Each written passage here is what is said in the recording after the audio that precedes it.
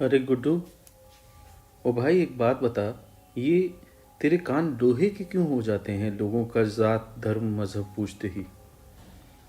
राजू, कान लोहे के कर लिए हैं भाई, और उन पर लग गया है जंग।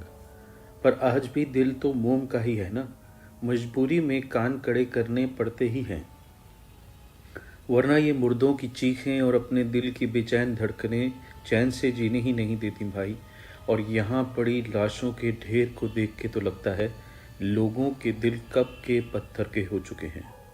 हाँ भाई, फसादी फसाद कर गुजरते हैं और शिकार अपने बचाव का तरीका ही ढूंढते रहते हैं। स्मशान और कब्रिस्तान से भी कुछ डरावना है तो यही है भाई। पता नहीं कितना मन लकड़ी जलेगी इन्हें खाक करने के लिए, और ज़मीन की छाती पर कितनी कुदालें चलेंगी खड्डे करके उनमें मुर्दे भरने के लिए। ओह, पहले ये तो पता कर ले कि कौन से खड्डे में जाएंगे और कौन अंगारों पे। राजू, जल्दी कर, रात गहरा रही है भाई। अब घिन के साथ साथ डर भी लग रहा है। जिंदा लोग भी अजीब हैं। वैसे तो अपने आसपास के फसाद से, अपनी बर्बादी से कितना डरते हैं, पर दूसरों को और दूसरों के घरों और सामान को जलाकर कितना सुकून पाते हैं। एक हुजूम आता है बर्बादी का सामान लिए, और किसी भारी भरकम नफरत के नशे में तबाह कर जाता है सब कुछ। कोई ना कोई वजह ढूंढ ही लेते हैं ये एक दूसरे को मार गिराने के लिए। और मरकर ये लाशें भी इतना नहीं डराती जितना कि इनकी रूहें और आत्माएं। वाह भाई, क्या बात है। मरने के बाद भी धर्म और मजहब पीछा नहीं छोड़ते। ना भाई ना, गलत फहमी है ये। वो तो कभी पकड़ते भी नहीं हैं। पर ये इंसानी सोच है ना भाई, जो वैसे तो इंसान को इंसानियत दिखाने के लिए मिली है, पर इस्तेमाल किसी और चीज़ के लिए होती है। कहते हैं जनावर, पंछी, कीड़ों की मुसीबत पेट भरने के बाद ख़त्म हो जाती है, और इंसान, सिर्फ नाम का इंसान, गहरा बेवकूफ़, नीम पागल, जो अपना पेट भरने के लिए वो दाल, रोटी और बोटी के साथ इंसानियत को भी निगल जाता है, और फिर मुसीबत बन जाता है दूसरों के लिए और ख़ुद के लिए भी। पेट ना भरे तो झंझट, और भर जाए तो उससे भी बड़ा झंझट। ठीक ही कहता है भाई राजू। वैसे रोटी से याद आया कि भूख लग रही है। पर पर क्या भाई, पहले बिखरे हाथ पैर खोपड़ियां तो समेट ले, फिर आगे की भी सोच लेंगे। पूरा मोहल्ले का मोहल्ला ही चितरा पड़ा है यहाँ। जहाँ पाँव रखो वहीं किसी ना किसी का कल, किसी का जीवन, किसी का वजूद पैरों तले कुचला जाता है। अबे गुड्डू, मोहल्ला नहीं है, रोजगार है। रोजगार है सियासतदानों का, नेताओं का, दुकान है उनकी। अब आने वाले चुनाव में ये मुर्दे फिर जी उठेंगे, मुद्दा बनेंगे ये। वहाँ वाले वहाँ की लाशों से गुल्लक भरेंगे, और यहाँ वाले यहाँ की लाशों से। हाँ भाई, जीते जी तो खुद के काम भी ना आ पाए बेचारे। आप पाते तो क्या यहाँ बिखरे पड़े होते। पर राजू, मर के तो सोने की अशर्फियों के बराबर हो गए हैं ये। रुक जा भाई, रुक जा, उबकाई आ रही है, जी मिचला रहा है मेरा, ये सब सोच सोच के और देख देख के। अबे छोड़ गुड्डू, काहे की उबकाई आ रही है। मुझे डर है कि शायद तेरे अंदर का इंसान अभी भी जिंदा है। मार दे साले को, यहीं डाल दे मार के, यहाँ पता भी नहीं चलेगा। देख, इंसानों की नहीं इंसानियत की लाशें पड़ी हैं यहाँ। वो आए थे शैतान, सब के सब अपनी अपनी इंसानियत की लाशें यहाँ डाल गए हैं। वही उठानी तो सबसे भारी है राजू। न बाप बेटे की लाश उठा पाया, और न बेटा बाप की। बेटे की मौत देख माँ चीखती रह गई, और बेटियों की इज्जत आबरू उनके भाइयों और बापों के सामने तार तार हो गई, जिसके धागे अब उनकी जिंदगियों के साथ यहीं बिखरे पड़े हैं। बाकी तो सब अब मांस हड्डी के ढेर ही बचे हैं। घंटे 2 घंटे में बदबू मारने लगेंगे। अब बचा ही क्या है। हाँ गुड्डू भाई, गिद्धों और पिशाचों को न्योता पहुंच चुका है। वो नोच नोच कर खाएंगे बिना किसी की जात धर्म पूछे। पर जाने कहाँ चले गए हैं ये सब, पता नहीं वहां तो इनके धर्म और इनकी पहचान के बिना निभ पाएगा भी कि नहीं। और क्या कहूँ, मौत के बाद भी अगर मौत होती तो वहां जाकर भी दंगा करते और एक दूसरे को नोच खाते। कौन जाने पहले नफरत आई कि इंसान।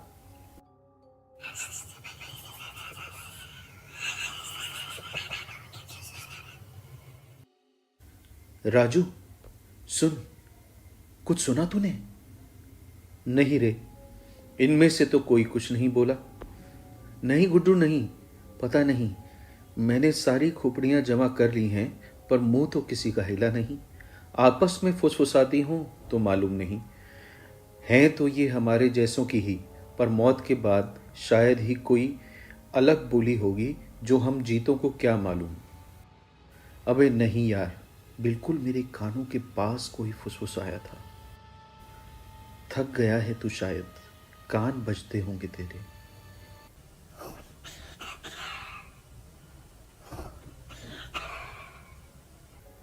एक गहरी सरसराहट गुड्डू के पास ही गूंजती है।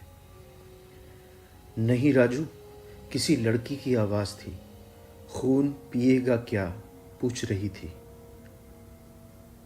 तो तू खून पिएगा क्या? क्या मतलब? अरे पूछ रहा हूं यार, वो भी तो यही पूछ रही थी तुझसे और मैं भी यही पूछ रहा हूं। खून पिएगा क्या? इसके साथ ही राजू की आवाज भारी, अजीब और भयानक सी होती चली गई। खून पिएगा क्या? खून पिएगा? बोल, खून पिएगा? इसके साथ ही कई और आवाजें उभरने लगीं। गुस्साई, वीरान, उदास आवाजें। आवाजें जो अपनी ही मौत का मातम कर रही थीं। अब कोई और तो रोने को भी नहीं बचा था। इन भुतहा आवाजों ने गुड्डू को पत्थर सा जमा दिया था। हालांकि समाज का लगभग हर तरह का कचरा गुड्डू बीन चुका था, चाहे घरों का हो, नालों का, नदी का, अस्पतालों की जख्मों भरी पट्टियां हों या बचा सड़ा खाना या दफ्तरों की रद्दी। पर ये दंगों की लाशें और उनके बिखरे टुकड़े शायद पहली बार गुड्डू के हिस्से आए थे, या शायद राजू के भी, कौन जाने। और साथ ही उन भटकते सायों के हिस्से में ये दोनों आ गए थे। इस गली को मोहल्ला पंजा कहते थे। हाथ वाला पंजा नहीं भाई, इक्का दुक्का तिक्का चौका और पंजा वाला पंजा। बाबा वीरा रहा करती थी यहाँ। उसके 4 लड़के और एक बेटी हुई। 4 लड़कों ने इसी मोहल्ले में अपने 4 घर और बसाए, अपने बीवी बच्चों के साथ। पर उसकी बेटी किताबों अपने पति नूरा के साथ बाबा वीरा के घर ही रहने लगी थी। नूरा अनाथ था। जब उसके बारे में बाबा वीरा को पता चला तो खूब तरस खाती थी। पहले तो पीतल के बर्तन चमकाया करता था नूरा। गड्डी बांध गली गली एक टूटी साइकिल पर घूमा करता था। ताप भरी दोपहरी हो या सर्दी की शामें, नूरा की साइकिल के पहिए वक़्त के साथ साथ तालमेल बना के घूमते रहते थे। ऐसा लगता था जैसे पहिए ना होकर किसी घड़ी के कांटे हों। घंटे, मिनट, सेकंड, घंटे, मिनट, सेकंड, टिक टिक टिक टिक। वो पतले से पहिए गली की मिट्टी भरी जमीन पर आड़ी तिरछी लंबी लंबी लकीरें खींचते रहते थे। कई बार तो बाबा वीरा उन लकीरों का पीछा करते करते ही नूरा को ढूंढ लाती थी। पता नहीं कैसे बाबा वीरा को उससे इतना लगाव हो गया था। कहती थी, पहली बार जब नूरा बर्तन चमकाने आया था तो बाबा वीरा के पास छुट्टे पैसे नहीं थे। सुन वे बाबू, पैसे कल ले लेगा, आज छुट्टे नहीं हैं। ओ कोई गल नहीं भाभीए, कल पहिए घूमे तो कल सही, नहीं तो जब लकीर तेरी गली फिरेगी तब ले लूंगा।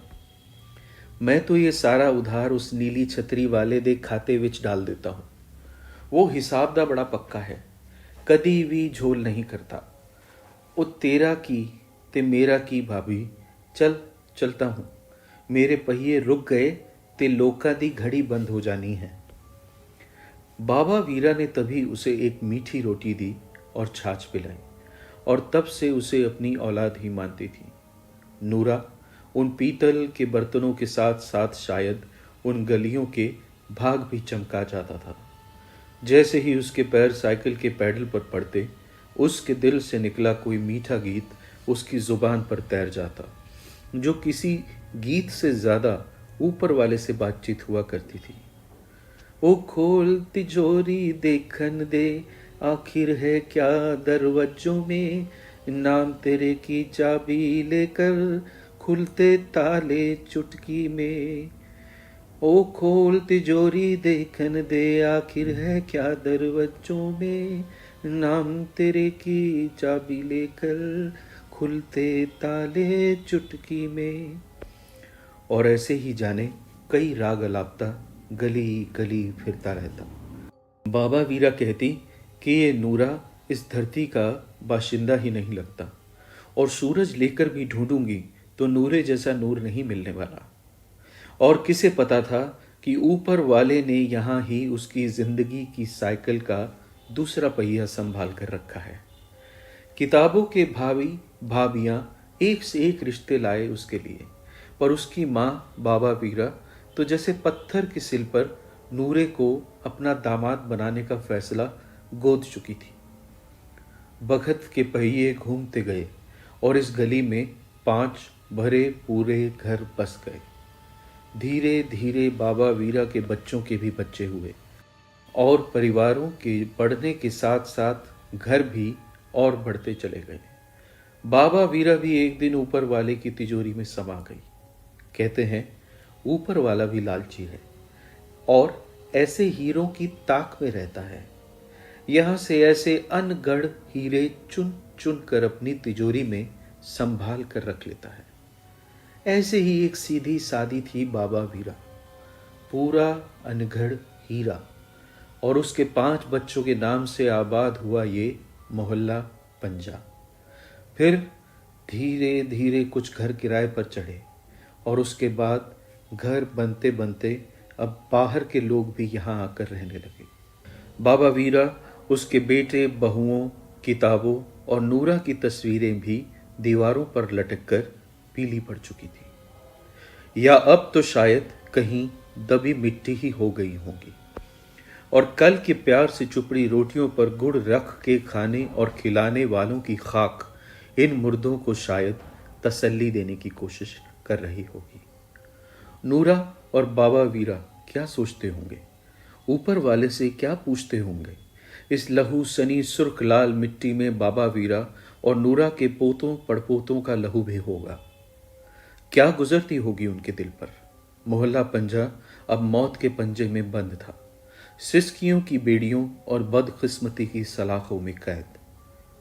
कल मीठी रोटी और छाछ पिलाने वाली बाबा वीरा की गली में आज आवाजें पूछती थीं, खून पिएगा क्या?